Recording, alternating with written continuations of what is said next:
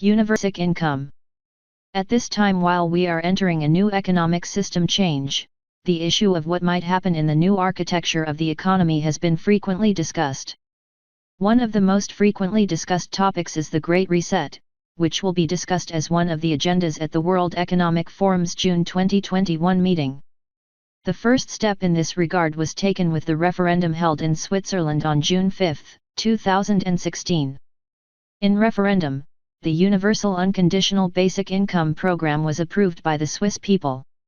This date is an important date to be remembered in the name of the Universal Basic Income Program in world history. The questions asked in the referendum were as follows. 1. The Confederation provides an unconditional basic income. 2. Basic income should enable the entire population to live in dignity and participate in public life. 3. The law will determine the level and financing of basic income.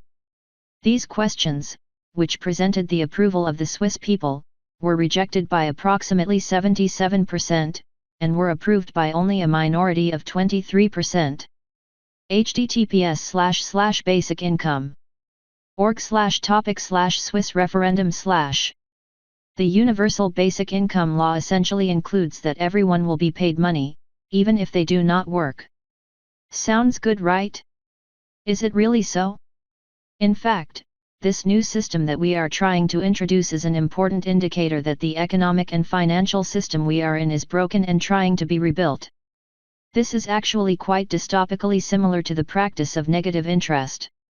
Especially after the 2008 crisis, the negative interest rate applied in Europe and Japan was at least as unexpected and unpredictable as the universal basic income.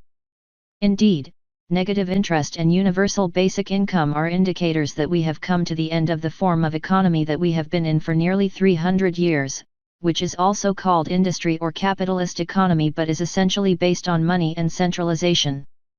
This system, based on the money we are in, has become so centralized in Europe and America where it originated, so massive and uncontrollably rigid that it came to the point of self-destruction. This causes a decrease in productivity and especially a decrease in the productivity of labor. The economic system has gone through a disruption of an inefficient real economy and an inflated financial economy. Countries suffered great damage after the economic and social closures in the pandemic. Nation-states borrowed even more. Central banks have become unable to save money by printing money. In such an environment, the IMF is tried to be put forward as a savior. The introduction of a new currency and the way of lending is being discussed with the IMF. It is being discussed to convert the IMF's currency SDR into a format like Bitcoin by transferring it to digital platform. They plan to call this new currency as IMF coin. The most important difference between IMF coin and Bitcoin here is that the IMF coin can be minted unlimitedly, not limited like Bitcoin. So, will the borrowing created by the unlimited money hanged in the system we are in end in this way? I do not think so. On the contrary, the same system will continue to exist in the digital environment this time, and the main function of which will continue to make states and individuals indebted. In fact, what is essential is the weakening and neutralization of the nation-states that are desired. There is no room for nation-states in the new digital world.